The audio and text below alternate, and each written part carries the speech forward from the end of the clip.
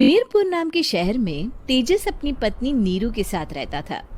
पति पत्नी दोनों ही नौकरी करते थे। एक दिन तेजस गांव अपनी माँ के पास फोन करता है। हेलो, प्रणाम माँ। जीते रहो माँ, तुम दादी बनने वाली हो हैं? अरे वाह, ठीक है बेटा, मैं कल ही आती हूँ।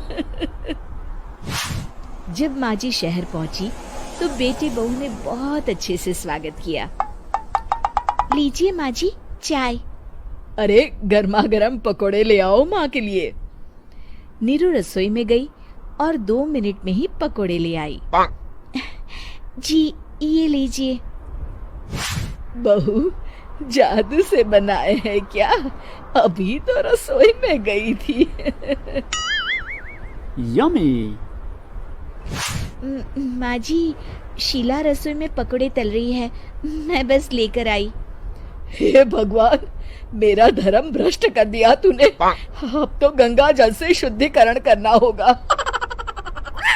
दूसरे दिन, माँ जी मैंने नाश्ता बना दिया है, ऑफिस जा रही हूँ। पर अभी तो घर का सारा काम पड़ा है। शीला आती ही होगी, झाड़ू पोछा बर्तन कपड़े वो सब कर लेगी। हमारे जमाने में घर का सारा काम हम ही करते थे।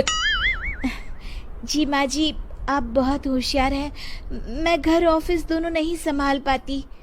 तो जरूरत क्या है घर से बाहर जाकर चाकरी करने की? वैसे भी घर का काम खुद करने से घर में बरकत आती है, समझी? पर माँ जी। पर वर कुछ नहीं, इस महीने की पगार मिले फिर ऑफिस बंद है। हाँ। रात को नीरू तेजस से कहती है, सुनिए जी, माँ जी बोल रही थी कि मैं नौकरी छोड़ दूं। वैसे ठीक ही तो है, अभी तुम्हें आराम की जरूरत है। फिर भी आराम कहाँ, शीला को छुड़ाने के लिए बोल रही थी। तो अब 24 घंटे में इतना काम तो कर ही सकती हो।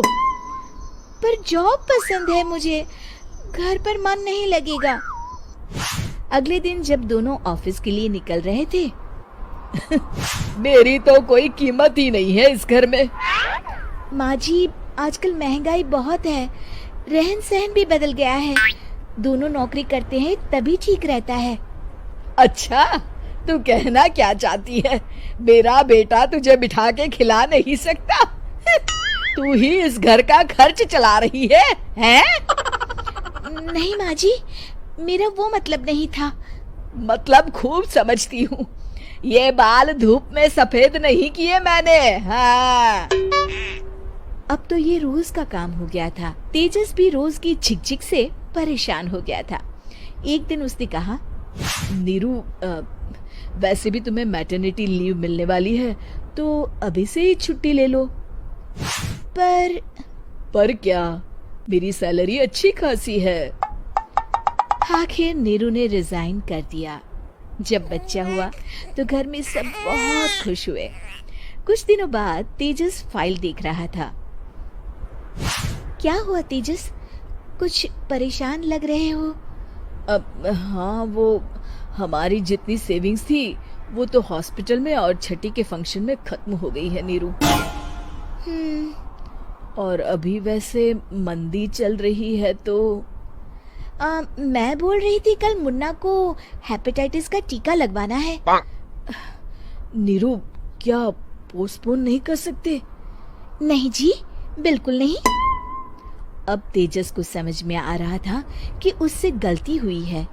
पैसों की कमी का असर घर के माहौल पर भी पड़ रहा था।